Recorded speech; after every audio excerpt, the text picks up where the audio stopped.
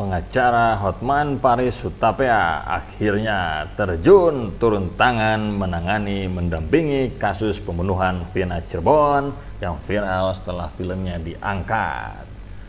Hotman memaparkan sejumlah kejanggalan dalam penanganan kasus pembunuhan Vina Cirebon dan sang kekasih Muhammad Rizky alias Eki di Jalan Raya Talun, Kecamatan Talun, Kabupaten Cirebon, Sabtu malam beberapa tahun lampau.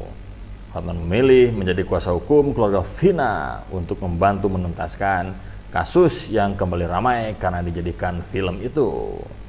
Untuk mengetahui kasus pembunuhan Vina lebih jelas, Hotman pun bertemu dengan keluarga Vina di Mall Central Park, Grogol, Petamburan, Jakarta Barat. Pada pertemuan tersebut, Hotman meminta keluarga Vina untuk menceritakan kejadian secara runtut. Setelah itu, Hotman langsung membeberkan sejumlah kejanggalan yang berhubungan dengan kasus pembunuhan Vina.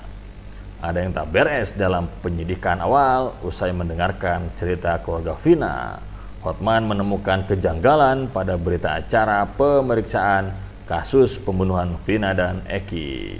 Dia menilai ada yang janggal pada BAP itu, yakni soal 3 pembunuh yang kini masih buron, tetapi tidak dimasukkan ke dalam BAP. Menurut Hotman, 8 pelaku sudah menyatakan ada keterlibatan 3 orang lain dalam kasus pembunuhan Vina dan Eki. Kata Hotman, kalau 8 orang pelaku sudah menyatakan ada 3 orang lagi, ya nggak mungkin itu karangan. Kemudian kok bisa BAP selanjutnya mereka mengubah seolah menyangkal bahwa keterlibatan 3 orang ini, ya DPO itu hilang.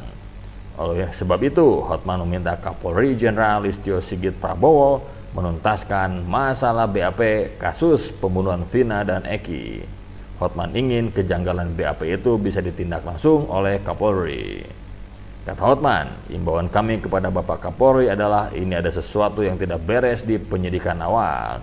Minta 8 pelaku diperiksa ulang karena merasa ada kejanggalan di BAP. Hotman minta Polda Jawa Barat kembali memeriksa 8 pelaku yang saat ini berstatus narapidana diperiksa ulang.